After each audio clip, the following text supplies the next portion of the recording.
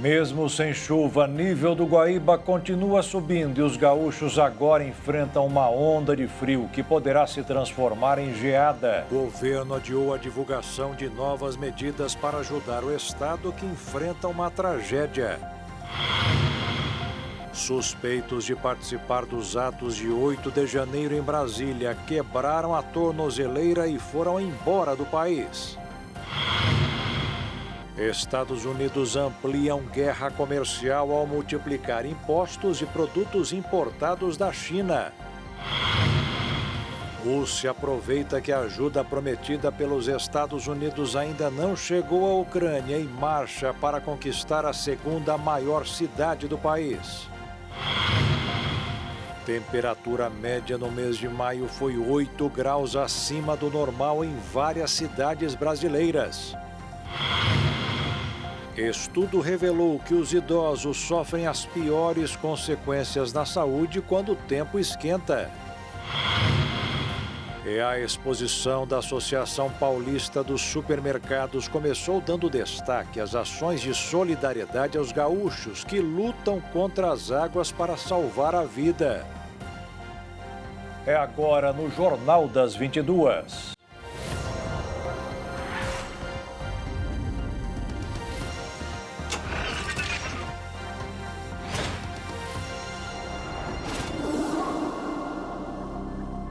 Olá, boa noite. Subiu para 149 o número de mortes causadas pelas fortes chuvas no Rio Grande do Sul. 124 pessoas seguem desaparecidas. Nesta terça-feira, o nível do Rio Guaíba voltou a subir. O que também está causando preocupação é a queda brusca da temperatura, que hoje chegou aos 10 graus, com a previsão até de geadas. Após uma sequência de temporais intensos, o Rio Grande do Sul deve ter uma semana de tempo firme e com menos chuvas. Porém, a preocupação agora é a chegada de uma intensa onda de frio.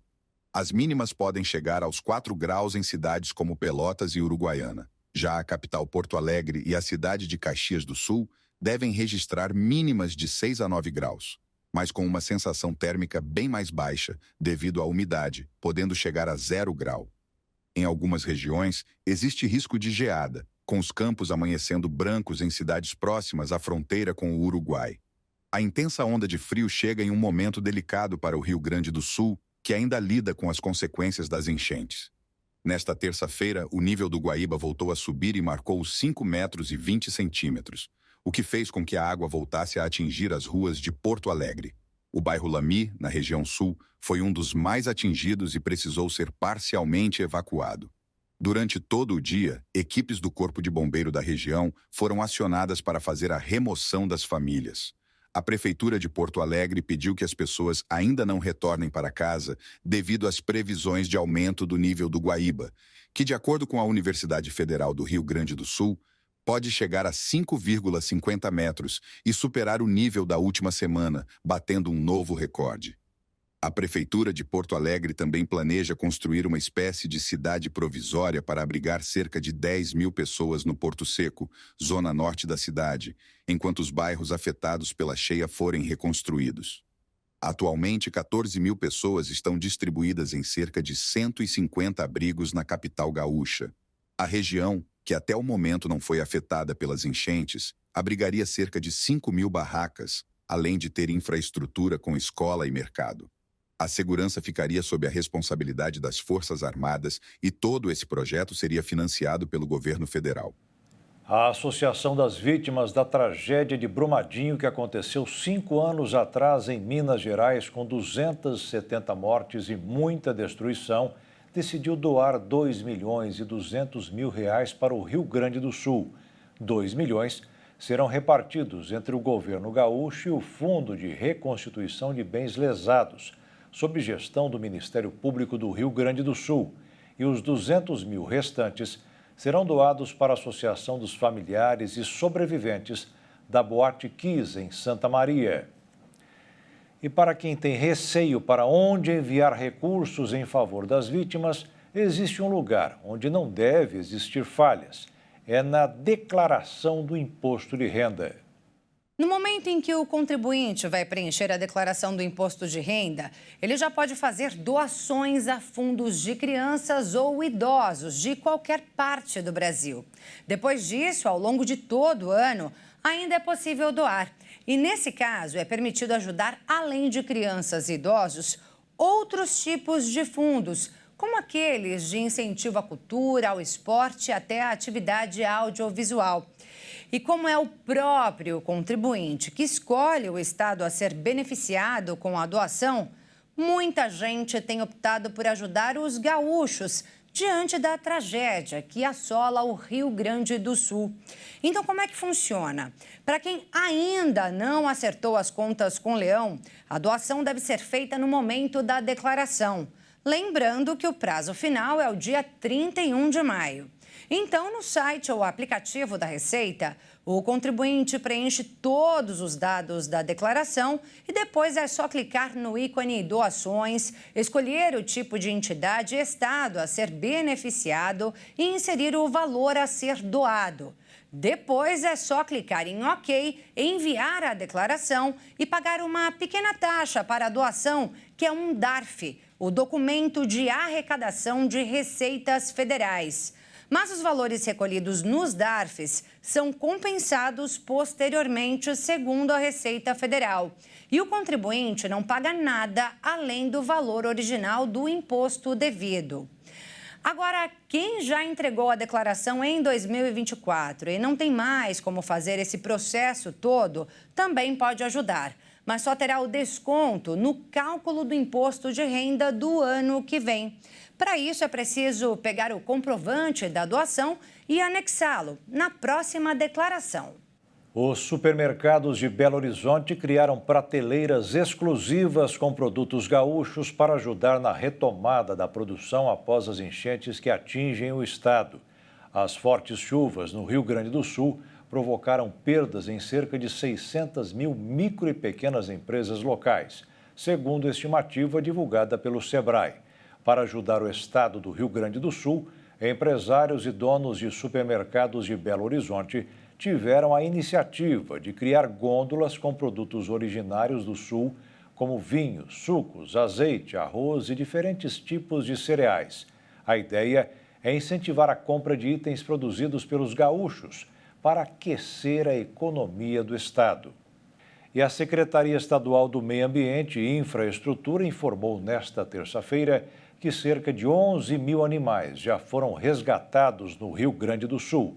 Entre voluntários e agentes das forças de segurança, um casal da cidade de Canoas criou uma plataforma que ajuda tutores a encontrarem seus pets. Os animais domésticos e silvestres também são vítimas da catástrofe climática que vem afetando o estado desde o fim de abril. Até agora, são cerca de 3 mil tutores cadastrados em busca de seus bichinhos, enquanto somente 1.400 animais foram cadastrados. O primeiro match foi feito na semana passada. Um casal desenvolveu uma plataforma com um software da Monday, com como base de dados, junto com um modelo de inteligência artificial da empresa Pixforce. Além disso, o casal conta com o apoio das equipes de A-Players e de Zeno Junior, que montaram a base para centralizar as informações dos pets. Segundo o desenvolvedor do aplicativo, todas as bases de dados devem estar integradas ao sistema, dando cobertura às cidades que estão sofrendo com as enchentes. Ele relatou que o trabalho está sendo feito manualmente, por poucos voluntários, e isso deve causar atrasos na união de pets e tutores. Há muitos resgates de cães e gatos, mas também aves, guaxinins e cavalos sendo resgatados. Um que mobilizou as atenções de quase todo o país foi do cavalo apelidado de Caramelo, que passou 4 dias em cima do telhado de uma casa rodeada pela água em Canoas. As equipes de busca só conseguiram salvar Caramelo depois de muito trabalho. Na plataforma, o tutor precisa cadastrar nome, raça ou espécie, sexo, localização do último lugar que o animal foi visto e também enviar fotos de boa qualidade do pet, além de um telefone para contato. As mudanças no tempo estão obrigando o agricultor cada vez mais a se reinventar para garantir o sucesso do plantio. Por isso, a irrigação e a sustentabilidade foram os principais temas de um simpósio realizado durante mais uma edição da Expo Agro, em Dourados, no Mato Grosso do Sul. Fortes ondas de calor, tempo extremamente seco, características climáticas antes pouco comuns nesta época do ano em Mato Grosso do Sul têm se tornado corriqueiras. E por conta desta condição, o agricultor precisou adaptar o sistema de plantio para os mais diversos cultivares. Uma das soluções foi a irrigação da lavoura, promovendo o desenvolvimento sustentável, potencializando assim a produção. A prática foi tema de um dos simpósios realizados durante a 58ª Expo Agro. Cada vez mais a gente tá testemunhando a safrinha de milho desse ano. A gente acabou de testemunhar a safra de soja, como foi difícil lidar nessas duas safras com o calor acima do normal e com a irregularidade das chuvas, ora com a falta das chuvas e a hora com a desigualdade delas. Num talhão chove e no vizinho não chove. Então, produção agropecuária no Mato Grosso do Sul, de fato, vive este novo normal. Os cenários de mudanças climáticas estão aí, eles já fazem parte do presente e a tendência é que esse novo normal nas próximas décadas seja isso que a gente está experimentando. Denilton ainda explica que, mesmo parecendo contraditório, a irrigação pode sim ser aliada à sustentabilidade e que todo investimento em tecnologia retorna de forma favorável ao produtor. Esse nexo irrigação sustentabilidade, eles não são antagônicos. Irrigar não é não ser sustentável. Não ser sustentável é fazer como não se deve. A irrigação pode muito bem servir à conservação dos recursos hídricos e na medida em que nós temos cada vez mais áreas sendo irrigadas no estado, com reservação de água, com trabalho de solo para melhor armazenamento de água, a gente está linkando algumas pontes muito importantes nessa história. Segurança hídrica, segurança econômica e também a segurança social na medida em que empregos dependem disso. Tudo isso está linkado, dá para irrigar e dá para ser muito sustentável e Mato Grosso do Sul tem uma margem muito grande para isso porque é um estado muito rico em recursos hídricos. Mato Grosso do Sul é um dos maiores produtores de grãos do país. Apenas no ano passado, a produção agrícola foi de mais de 72 milhões de toneladas, distribuídas em quase 7 milhões de hectares. A agricultura do estado é baseada principalmente no cultivo de milho, trigo, feijão, mandioca, amendoim, arroz e soja. E no Rio de Janeiro a situação é bem diferente. Sem chuva há quase 3 semanas, a qualidade do ar da cidade do Rio está prejudicada. Há 18 dias não chove no Rio de Janeiro e a capital fluminense vive um verão fora de época, além de sentir a qualidade do ar piorar. O mais recente boletim da Prefeitura do Rio mostra que dos 8 pontos monitorados, apenas Copacabana, na Zona Sul, tem uma boa qualidade do ar. Em outros 6, a classificação é moderada. Já na Zona Oeste, em Pedra de Guaratiba, a avaliação foi ruim. Esse é o único ponto da cidade onde se encontra a maior concentração de ozônio na atmosfera, o que prejudica a qualidade do ar. É com base na medição do ozônio que a Prefeitura distribui boletins sobre as características do ar. Especialistas da área de saúde ressaltam que as ondas de calor trazem muito prejuízo à saúde. Elas agravam doenças, provocam mal-estar e são especialmente nocivas para idosos e crianças pequenas, que precisam ser observadas com cuidado. A seca tem previsão de terminar nesta terça-feira. Segundo o Climatempo, o Rio tem possibilidade de chuva até quarta-feira. A temperatura também cai. A máxima, que passou dos 36 graus na segunda, tende a cair no decorrer da semana, quando a mínima pode chegar aos 21 graus. E veja a seguir, novos remédios usados para emagrecer podem fazer efeito durante 4 anos. E veja também, os Estados Unidos declaram guerra comercial à China ao aplicar ou multiplicar impostos de vários produtos.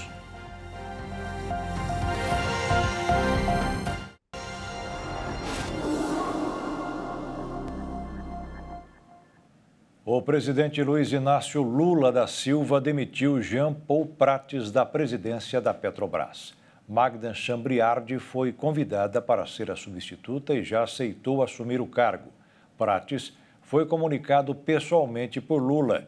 O ministro de Minas e Energia, Alexandre Silveira, que era um desafeto de Prates, e o ministro da Casa Civil, Rui Costa, estavam presentes. Estava tudo pronto para o presidente Lula anunciar novas medidas para ajudar o Rio Grande do Sul, mas tudo foi adiado para amanhã, quando o presidente deverá ir mais uma vez até o estado e reunir o maior número possível de representantes dos poderes. O governo federal tem na mesa ao menos duas pautas: uma ajuda financeira de R$ 5 mil em parcela única para cerca de 100 mil famílias atingidas pela tragédia climática do Rio Grande do Sul e a inclusão do Bolsa Família de quem ficou desabrigado e perdeu renda temporariamente. A ajuda financeira teria o objetivo de garantir recursos para que as famílias possam recuperar e adquirirem bens básicos como fogão, geladeira, sofá e camas. Já no caso do Bolsa Família, o Ministério do Desenvolvimento Social já está avaliando quais famílias passaram para a situação de vulnerabilidade por causa das enchentes. A princípio, o governo trabalha com a possibilidade do anúncio ser feito nesta quarta-feira, quando o presidente Lula volta ao estado. Hoje, o presidente se reuniu novamente com a equipe econômica para ajustar os últimos detalhes do novo pacote de medidas. Lula também deve aproveitar a presença no estado para anunciar quem será o coordenador do governo federal que vai ajudar nos trabalhos de reconstrução do estado, representando o presidente nesse processo. A medida era um desejo do chefe do executivo, que já havia dado aval para a Advocacia Geral da União fazer o desenho da estrutura. O secretário de Proteção e Defesa Civil, Vonei Wolfo, e o diretor-presidente da Companhia Nacional de Abastecimento, Edgar Preto, são os nomes cotados para assumir a função. A ordem no Planalto é para que apenas a realidade seja retratada. Cada ministro que for falar, ou cada ministra, tentar falar sempre a mesma coisa que está acontecendo, não ficar dizendo coisa que não está acontecendo, ou ficar inventando coisas que ainda não discutiu. Ou seja, não dá para cada um de nós que tem uma ideia anunciar publicamente uma ideia. Ao mesmo tempo, as obras de reconstrução do Rio Grande do Sul vão receber um aporte de 5,7 bilhões de reais do novo Banco de Desenvolvimento. A medida foi anunciada pela presidente da instituição, a ex-presidente Dilma Rousseff, nesta terça-feira, em publicação nas redes sociais. Quero adiantar que no curto prazo serão destinados ainda 295 milhões de dólares que estão previstos no contrato BRDE2, que ainda está em processo de aprovação final e que nós destinaremos os recursos para obras de desenvolvimento urbano e rural, saneamento básico e infraestrutura social. E o presidente definiu agora há pouco que Paulo Pimenta será o ministro extraordinário da reconstrução do Rio Grande do Sul. E o setor de serviços registrou uma alta de 0,4% em março, após ter recuado 0,9% em fevereiro. Os números positivos foram puxados principalmente pelo ganho de receita de serviços prestados às empresas. Atividades essas que estão mais em alta do que os serviços voltados às famílias, como bares e restaurantes. De acordo com especialistas, os dados confirmam que a atividade econômica foi forte no primeiro trimestre, principalmente pelo aumento da massa salarial e o aumento de gastos do governo, como o pagamento de precatórios. E no mercado financeiro, parece ter gostado da ata do Banco Central divulgada hoje, onde explicou que reduziu a queda na taxa de juros da economia para não perder o rigor no controle da inflação. Como reflexo, o dólar terminou o pregão de hoje em baixa de 0,39%, cotado em R$ 5,13 na venda. E a Bolsa de Valores fechou em alta de 0,28%, aos 128.515 pontos. E para quem não vive sem o arroz do dia a dia, especialista garante que o mercado não vai ficar desabastecido do produto. O que pode acontecer é o aumento no preço, devido às barreiras logísticas de transporte. Depois da tragédia no Rio Grande do Sul, houve uma insegurança quanto ao abastecimento de arroz, já que o estado é responsável por 70% da produção nacional. Alguns mercados estão limitando a quantidade para compra. Nesse cenário, a AMAS, Associação Sul-Mato-Grossense de Mercados, emitiu uma nota em que menciona que não há falta da mercadoria e que os estoques e operações de abastecimento do varejo estão normalizados até o momento. Kivian é diretora de uma empresa que comercializa arroz e reafirma que há produto no mercado. Não precisa se preocupar, não precisa estocar arroz em casa, não há problema, porque tudo que foi colhido até agora, né? E ainda assim, não temos ainda a previsão do que foi perdido. Então, pode ser que algumas áreas ainda podem ser replantadas ou recuperadas. E o que foi já plantado e o que foi colhido para este ano de 2023 e 2024 é suficiente para atender a demanda nacional. Ou seja, para deixar bem claro, não há risco de desabastecimento. O grande problema encontrado pelo setor, na verdade, é outro, é fazer o escoamento da produção. Apesar de outros estados plantarem, Rio Grande do Sul ainda tem a maior parte, né, de hectares em plantações. Então, o maior problema que a gente vem enfrentando para poder atender a demanda dos clientes é a logística. Algumas estradas estão bloqueadas, total ou parcialmente, né? Então, isso tem prejudicado um pouco. E como a logística está tendo que buscar rotas alternativas, né? Isso faz com que aumente o preço de gasolina, de todo a rota, né, que eles estão tendo que desviar. Então, isso, com certeza, vai ser um problema para a gente em relação aos custos e vamos ter que repassar isso de alguma forma, né? Conforme a Agência Brasil, o Rio Grande do Sul colheu 84% da safra, ou seja, 6 milhões e 400 mil toneladas. 2,5% da área plantada se perdeu totalmente, 1,97% parcialmente e pouco mais de 11% ainda precisam ser colhidos. O governo brasileiro sinalizou ainda a importação de 1 milhão de toneladas da Tailândia para regular o mercado. Especificamente sobre Mato Grosso do Sul, a barreira logística já está sendo quebrada, o que ainda não ocorreu em outros estados. Aqui no Mato Grosso do Sul, nós não estamos tendo problema com abastecimento, né? O problema está sendo mais de caminhões, né? A gente está vendo aí muita gente ajudando as enchentes, né? Muita gente, avião, terrestre. Então, assim, o nosso problema está sendo em buscar mesmo caminhão. Então, nas rotas aqui, foi nós lá da indústria, né, conseguimos encontrar um caminho alternativo. Nós atendemos também o Rio de Janeiro e lá a gente já está tendo um pouco mais de dificuldade, porque toda a rota estão com bloqueios total ou parcial e ainda não vemos muita diminuição, né? Temos pontes que caíram, estradas também, então o nosso maior problema para outros estados, sim, ainda está sendo a logística. A tragédia climática no Rio Grande do Sul provocou uma queda de 851 mil toneladas na safra de grãos, entre arroz, soja e trigo. Somente o arroz, a perda será de 202 mil toneladas no estado, pois 17% da área destinada à plantação do arroz ainda não havia sido colhida antes das chuvas. E, de acordo com a Companhia Nacional de Abastecimento, ainda será necessário avaliar os estragos provocados por inundações em armazéns da região. Um confronto moderno voltou à tona nesta terça-feira. Os Estados Unidos anunciaram um pacote de aumento de tarifas sobre os produtos chineses ligados à tecnologia, como veículos elétricos, semicondutores, baterias, células solares, aço e alumínio. Esse é só mais um capítulo da guerra comercial entre os países.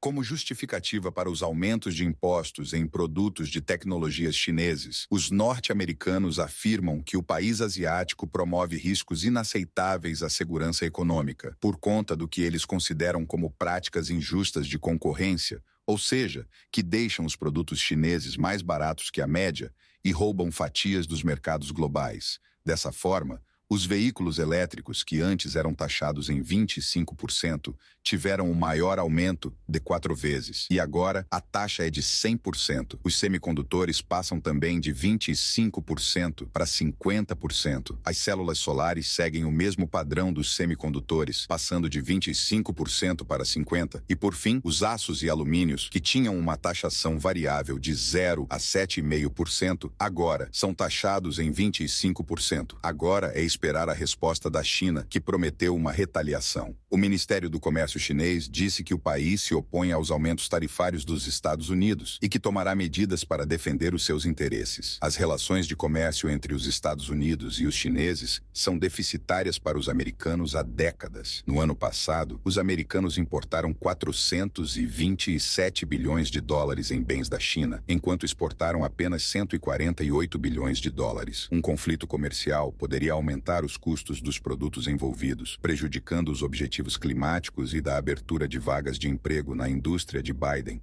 que tenta a reeleição. E por falar nisso, o presidente norte-americano tem lutado para convencer os eleitores sobre a eficácia das suas políticas econômicas, apesar de um cenário de baixo desemprego e de crescimento econômico acima da tendência. 2 novos estudos apresentados nesta semana no Congresso Europeu de Obesidade demonstraram que o princípio ativo dos medicamentos Ozempic, o Wegovy, mantém a perda de peso durante pelo menos 4 anos. A semaglutida, princípio ativo dos medicamentos indicados para diabetes. Tipo 2 também diminui a obesidade. Agora ficou provocado que o efeito da perda de peso pode ser sustentado por ao menos 4 anos, com menor risco de problemas cardiovasculares. Os resultados são baseados no maior e mais longo estudo clínico com o remédio, que englobou 17.600 participantes com sobrepeso ou obesidade. Após a análise dos pesquisadores, eles observaram que, depois do período, os voluntários mantiveram, em média, uma redução de 10% do peso corporal e de 7 centímetros da medida da cintura em relação ao início. Além disso, o emagrecimento, considerado clinicamente significativo, foi alcançado por homens e mulheres de todas as raças, idades e tamanhos corporais, em todas as regiões estudadas. Mais da metade desceu pelo menos uma categoria de índice de massa corporal após 2 anos e 12% atingiram um índice de massa corporal considerado saudável. Para os especialistas, a análise é importante, pois confirma os benefícios do uso do medicamento. A longo prazo, já que a recuperação do peso é muito comum em pacientes que param de tomar alguns medicamentos após o período de utilização. Além disso, a nova análise mostrou que os benefícios cardiovasculares foram constatados após os 4 anos, independentemente do peso inicial do voluntário e da quantidade de peso perdido. As descobertas mostram que a magnitude desse efeito do tratamento com semaglutida independe da quantidade de peso perdido, sugerindo que o medicamento tem outras ações que reduzem o risco cardiovascular além da redução da gordura corporal não saudável. Esses mecanismos alternativos podem incluir impactos positivos sobre o açúcar no sangue, a pressão arterial ou a inflamação, bem como efeitos diretos sobre o músculo cardíaco e os vasos sanguíneos, ou uma combinação de um ou mais desses fatores. E veja a seguir: suspeitos de participar dos atos de 8 de janeiro em Brasília quebraram as tornozeleiras e foram embora do país. E a Rússia não dá trégua à Ucrânia ao enviar reforços para conquistar Kharkiv, a segunda maior cidade do país.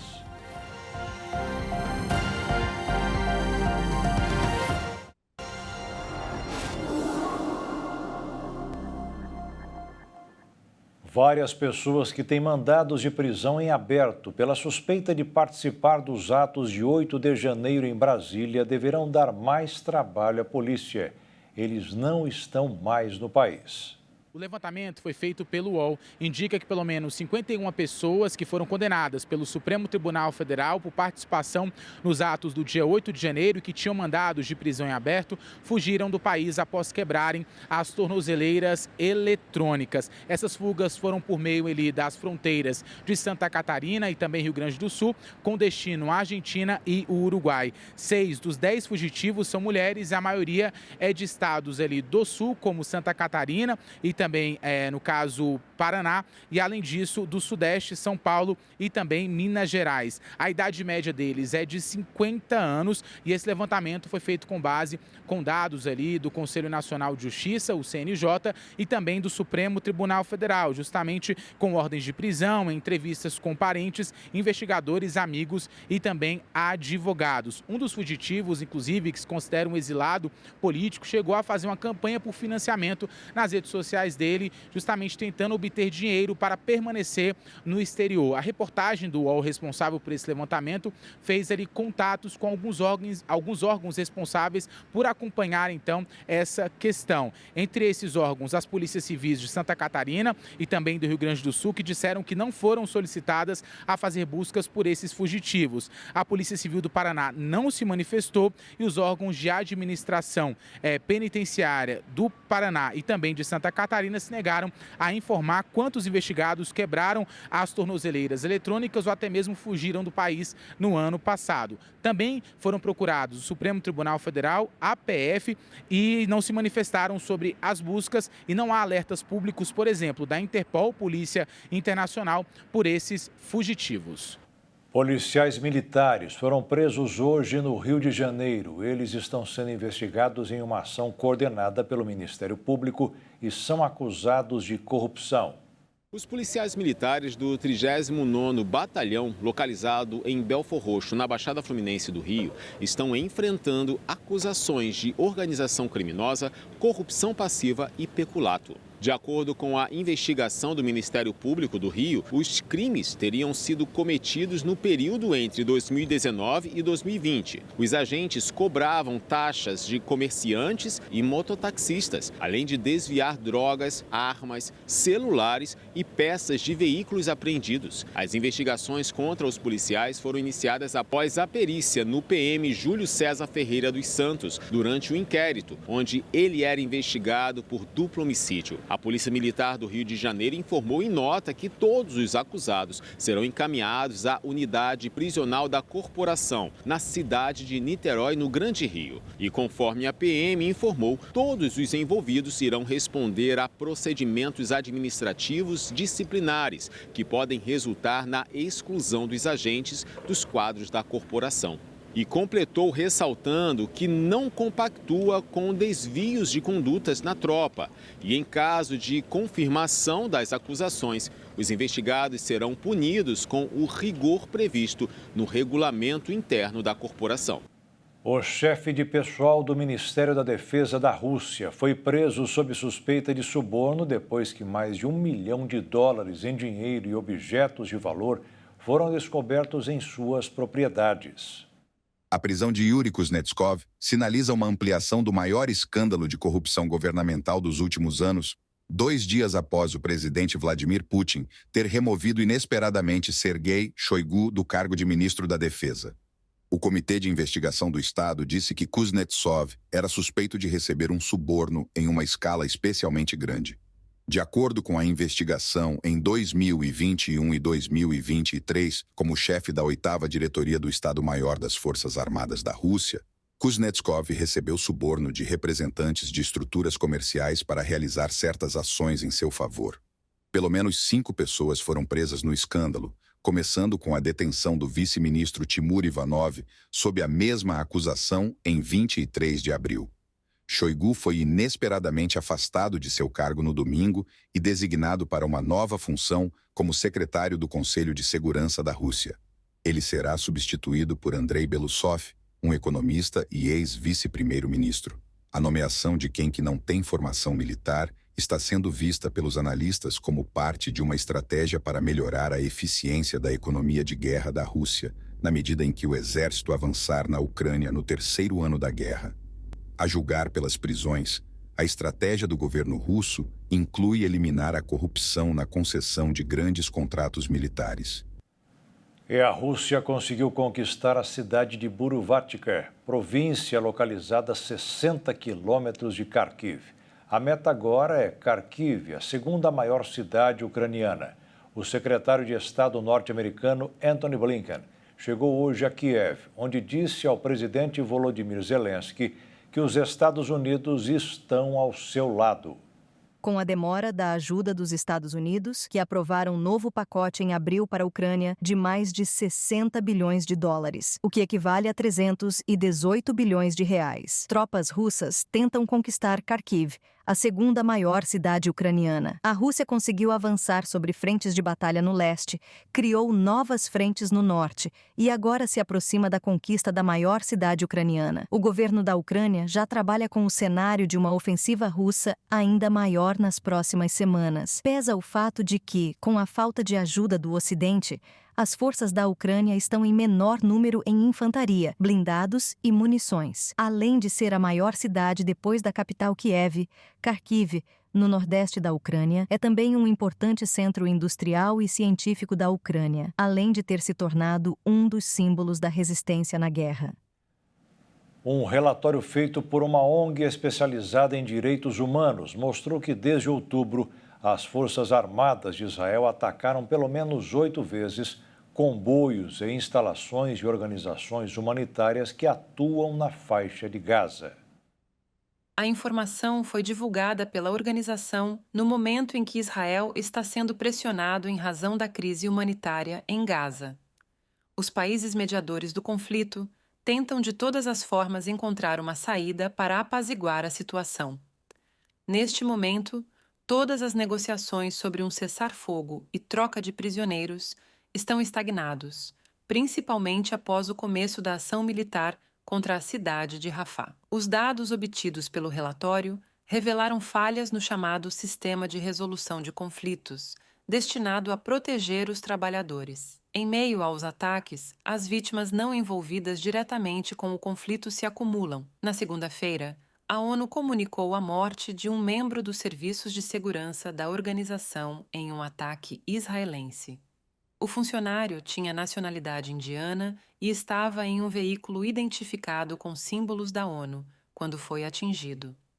As Nações Unidas disseram ter informado as coordenadas do veículo ao comando militar israelense. Inicialmente, os militares disseram que o veículo estaria em uma área ativa de conflito. O secretário-geral da ONU, Antônio Guterres, exigiu uma investigação completa sobre o caso e a responsabilização dos culpados pelo ataque. Em meio à ofensiva contra Rafah e a retomada de combates no norte de Gaza, integrantes da comunidade internacional denunciaram tentativas de Israel de bloquear a ajuda humanitária enviada à população civil palestina. O Catar, um dos mediadores que atuam nas negociações com o Hamas, afirmou que nenhuma ajuda humanitária entra na faixa de Gaza desde o dia 9 de maio.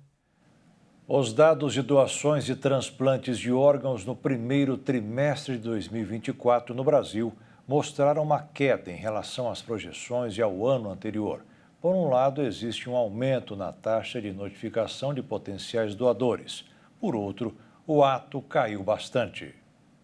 Segundo os dados da Associação Brasileira de Transplante de Órgãos, de janeiro a março deste ano, foram realizados 2.104 transplantes de órgãos no Brasil.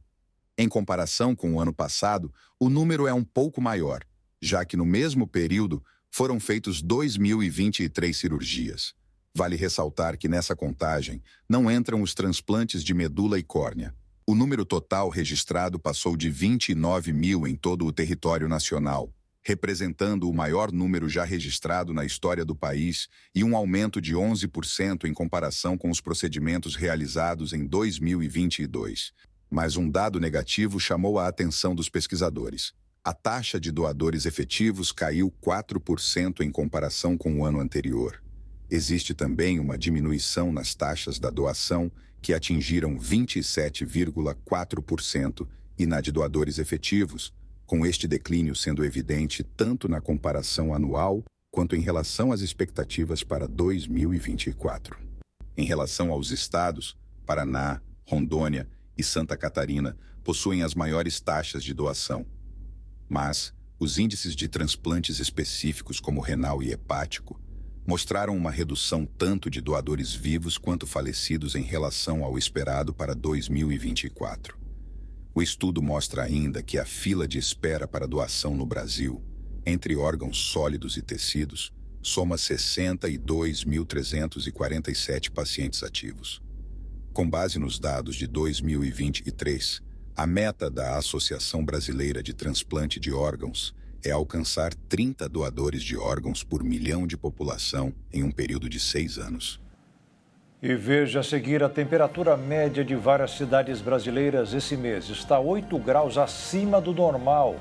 E você vai ver também, a exposição da Associação Paulista dos Supermercados começou dando prioridade à solidariedade aos gaúchos que enfrentam a tragédia das enchentes.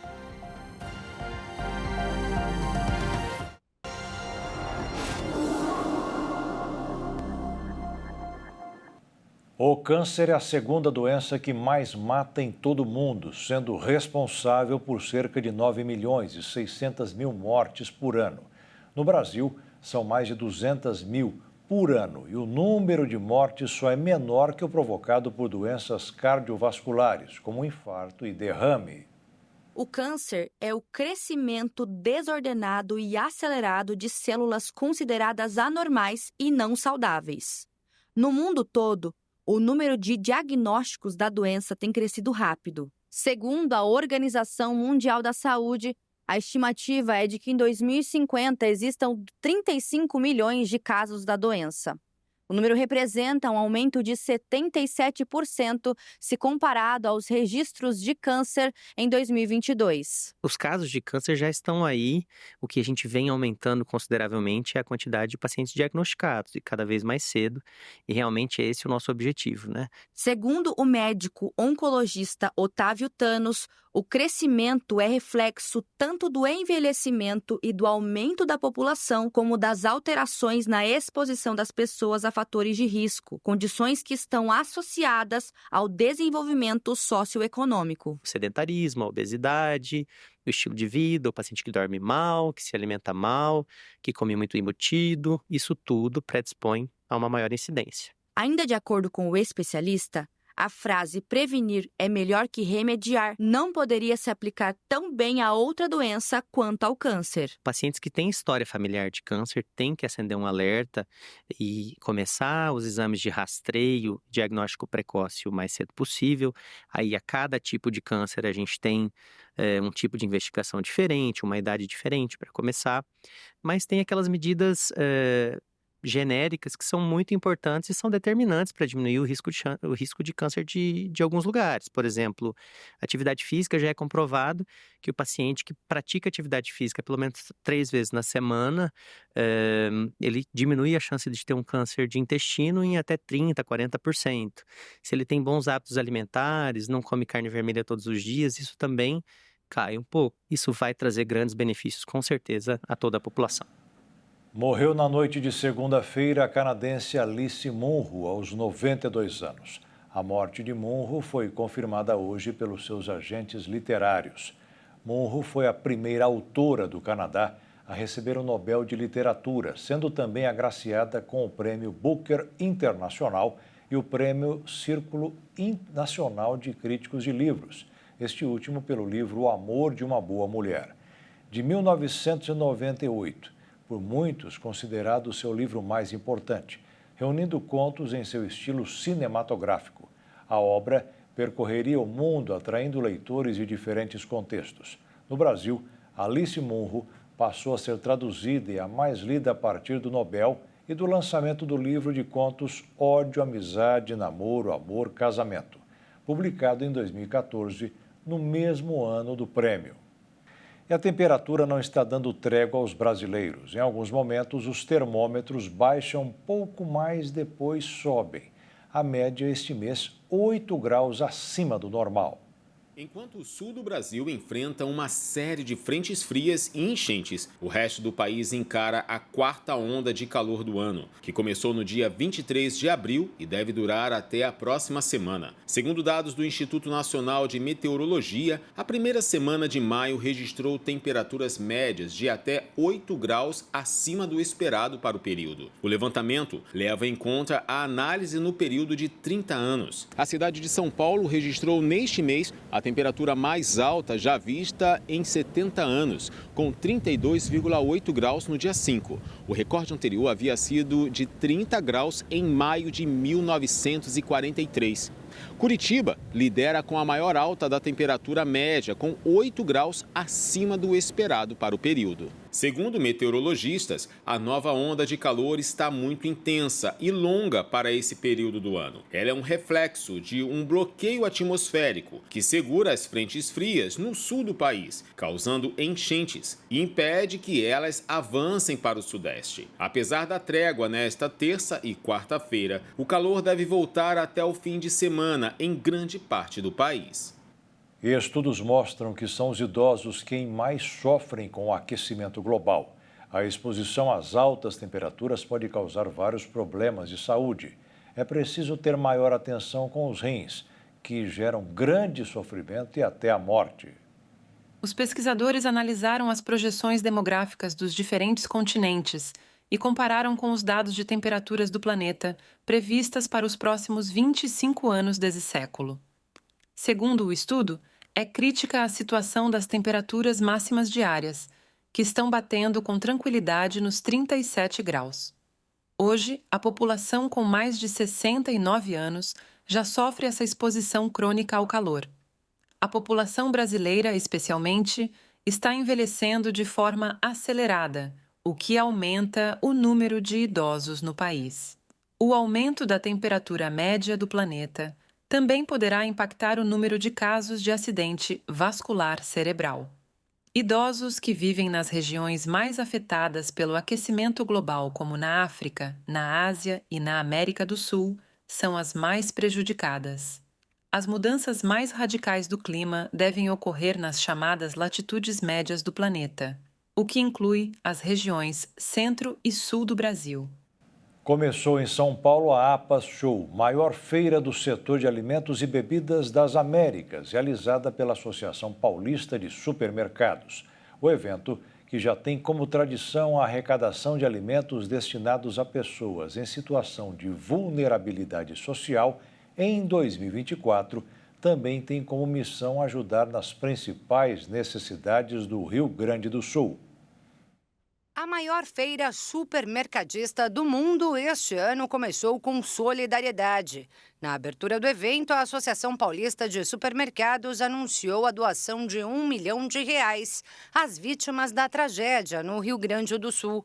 Cerca de 200 supermercados foram inundados com as fortes chuvas no estado, de acordo com o levantamento da Associação Gaúcha de Supermercados, a entidade que vai administrar o valor doado pela APAS. No Congresso, outras medidas de auxílio às companhias atingidas pelas chuvas foram propostas aos empresários presentes, como aumento de prazo para o pagamento de boletos e mais. Pedimos também para a indústria dos outros estados e de São Paulo que façam antecipação de pagamento de duplicata. Dessa maneira, a indústria vai ter mais recurso para fazer a postergação de prazos para o Rio Grande do Sul. A ideia é que entidades de todo o país unam esforços para fomentar a economia do Rio Grande do Sul diante da crise.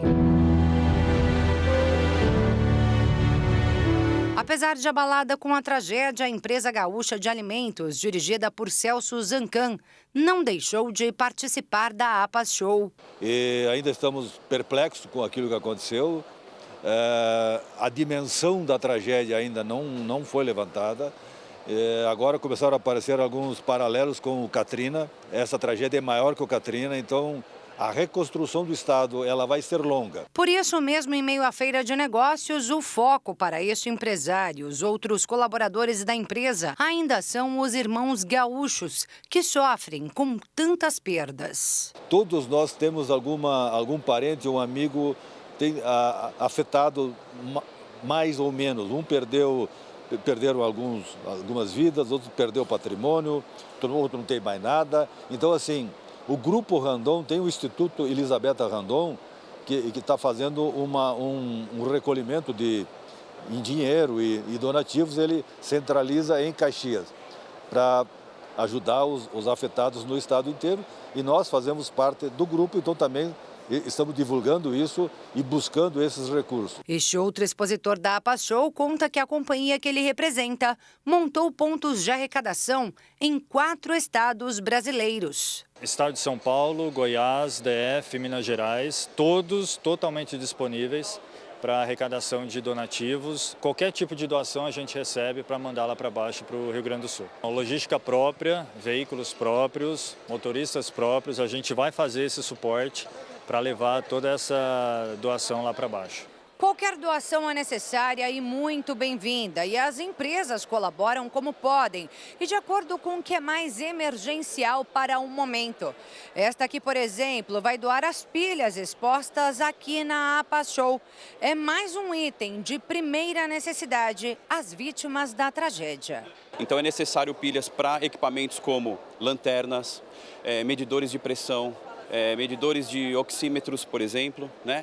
E além disso também os rádios comunicadores.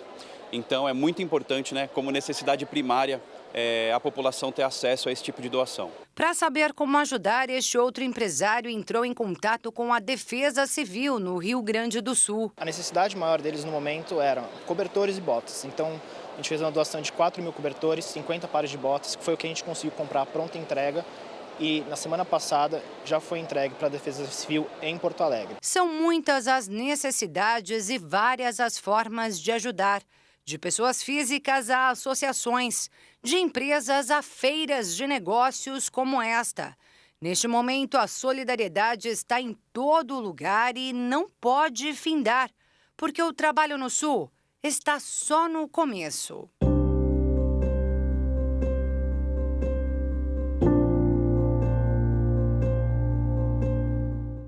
E o Jornal das 22 termina aqui. Uma boa noite para você. Fique na paz. Tchau.